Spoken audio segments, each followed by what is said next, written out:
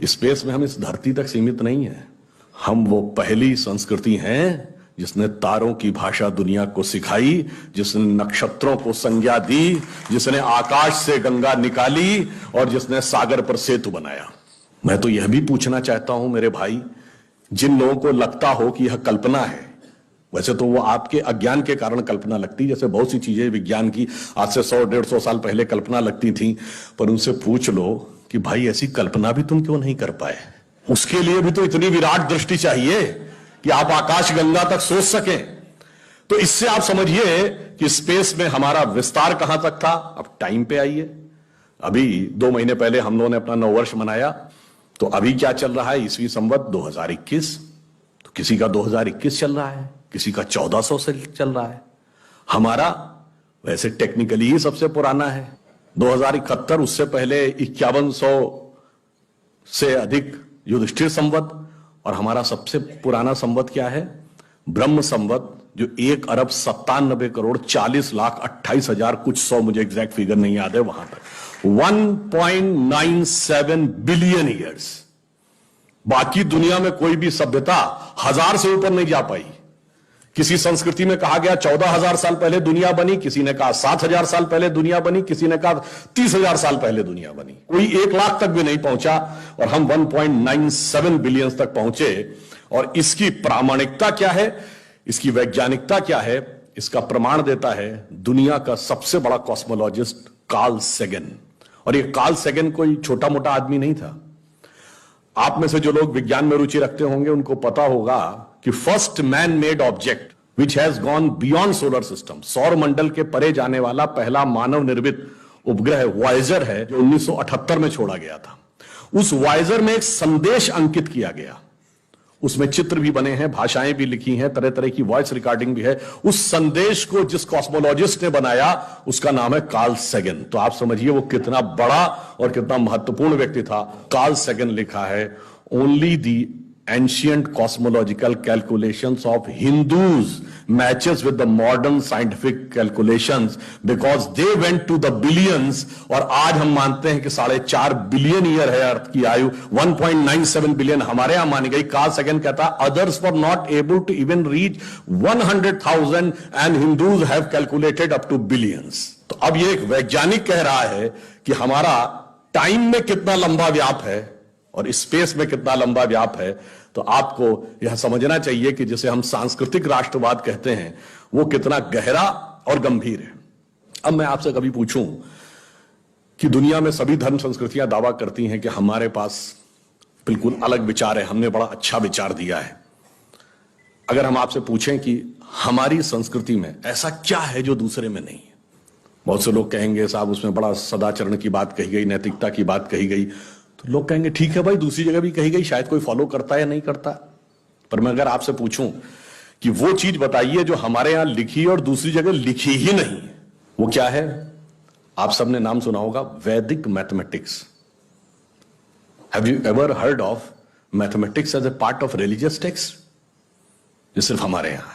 गणित धार्मिक पुस्तक का हिस्सा है। Ayurveda medical science, it is globally accepted as a structured medical science, by name itself is a part of Vedas।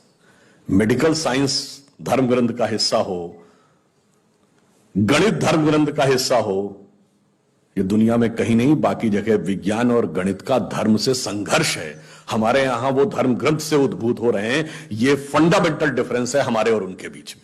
और इतना ही नहीं, मैं कभी आपसे, आप लोगों ने ध्यान दिया हो अगर, गणित की जो खोज है, वैसे तो बहुत सारी चीजें थी जो अंग्रेजों के आने के बाद छुपा दी गई, क्वाड्रेटिक इक्वेशन हो, अलजेब्रा हो, ट्रिग्नोमेट्री हो, ये सारी चीजें। मगर एक ऐसी चीज है जो कमोबेश सभी लोग मानते हैं, चलो ये तो मान ही लेते हैं कि भारत ने दिया।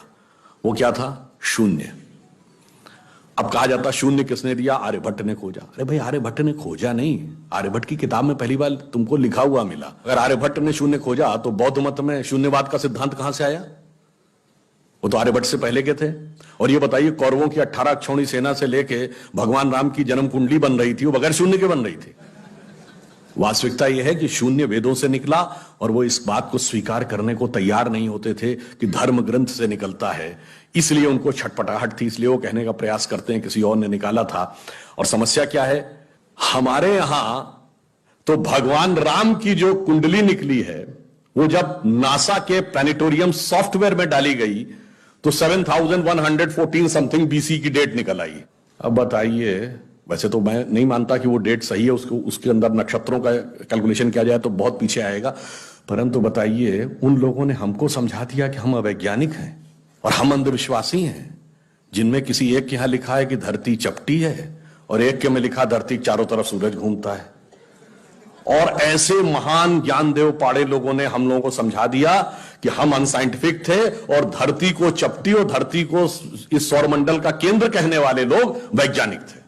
आज भी जब सूर्य ग्रहण या चंद्र ग्रहण होता है, आप नासा की ऑब्जर्वेटरी बताती है ना, 1950 से पहले नासा नहीं था।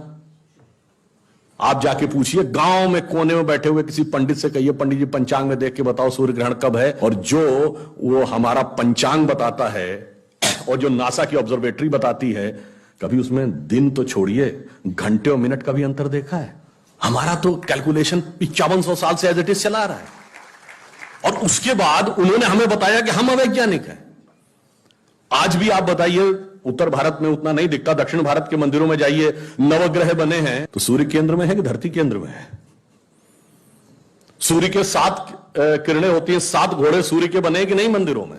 अब बताइए, ऐसा हमारे दिमागों में भर दिया जाता है। हम सब ने, हम लोगों ने भी विज्ञान में पढ़ा कि सबसे पहले नवग्रहों की खोज किसने की? केपलर ने, Kepler's law of planetary motion.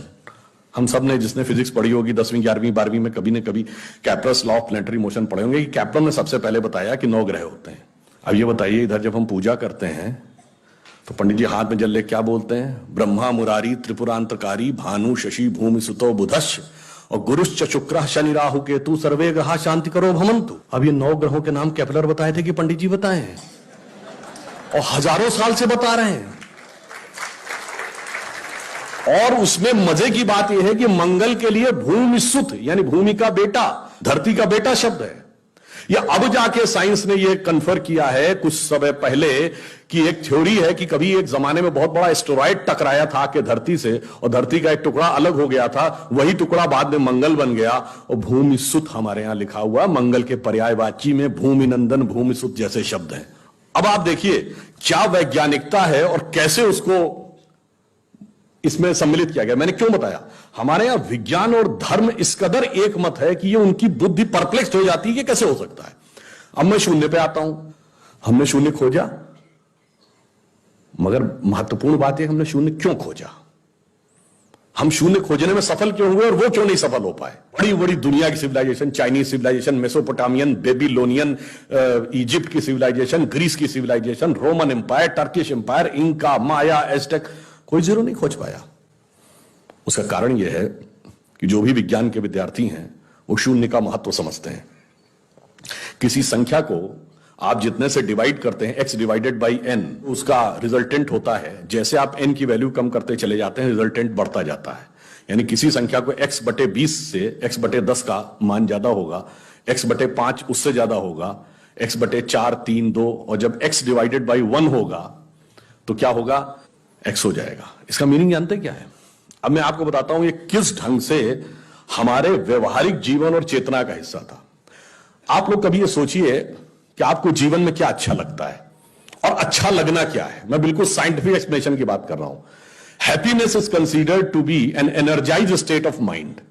जब आप खुश होते हैं तो आप ऊर्जा महसूस करते हैं अपने मन में, मस्तिष्क में। अब आपने माना मुझे अमुक गाड़ी से घूमना अच्छा लगता है, अमुक कपड़ा पहनना अच्छा लगता है, अमुक चीज खाना अच्छा लगता है, फला मोबाइल मिल जाए अच्छा, फला जगह घूमने को मिल जाए, से 20 थिंग्स। तो your energised state of mind is associated with 20 things. वो इंटेंगल्ड हो गई है 20 जगह। अब आप अपने मन में सुख के लिए उन 20 वस्तुओं पे आश्रित हैं, तो x डिवाइडेड बाई 20 है।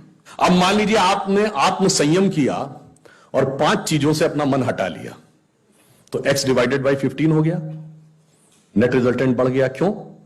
वो ऊर्जा जो उन 5 पदार्थों के साथ संलिप्त थी वो आपने बचा ली, तो वो आपके अंदर रह गई, तो by law of conservation of energy आपका एनर्जी लेवल बढ़ गया। जब आप x/10 पे आ गए, एनर्जी लेवल और बढ़ गया, और संयम किया, 5 चीजों पे आ गए, एनर्जी लेवल और बढ़ गया। अब इसके आगे की यात्रा, जो 5 चीजें हैं, उसके आगे की यात्रा, x/5 के ऊपर की यात्रा थोड़ी कठिन, चुनौतीपूर्ण है। यह सिर्फ सन्यासी कर पाते हैं। 5 चीजें क्या हैं?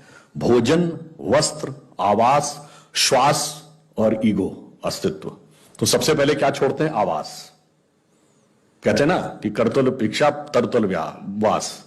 अब सन्यासी का कोई घर नहीं होता, तो x/4 हो गया, independent of house, no need. फिर क्या आता है? वस्त्र छोड़ते हैं, नागा साधु या दिगंबर जैन। अब चेतना उस अवस्था तक पहुंच गई जहां दिशा ही आपको अपना वस्त्र नजर आने लगती है, x/3 हो गया।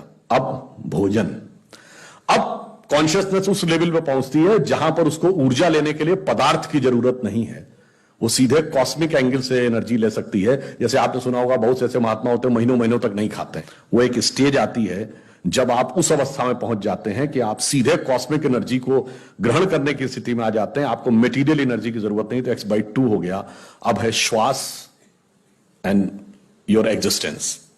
जब तक मेरी सांस चल रही है तब तक मैं हूं, पर जिस क्षण आप श्वास को भी नियंत्रण करने की क्षमता प्राप्त कर लेते हैं, your consciousness become independent of your breathing.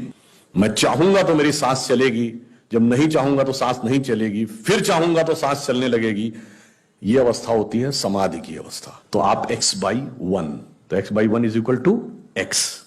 अब आपने आत्म स्वरूप का साक्षात्कार कर लिया, परंतु एक चीज रह गई, मेरा एग्जिस्टेंस, मैं एक एंटिटी हूं, मैं एक व्यक्ति हूं, मैं एक पुरुष हूं, मेरा नाम है, वो तो है ना। जिस क्षण आप अपने कॉन्शियसनेस को अपने एग्जिस्टेंस से इंडिपेंडेंट कर लेते हैं, तो n की वैल्यू क्या हो गई? 0।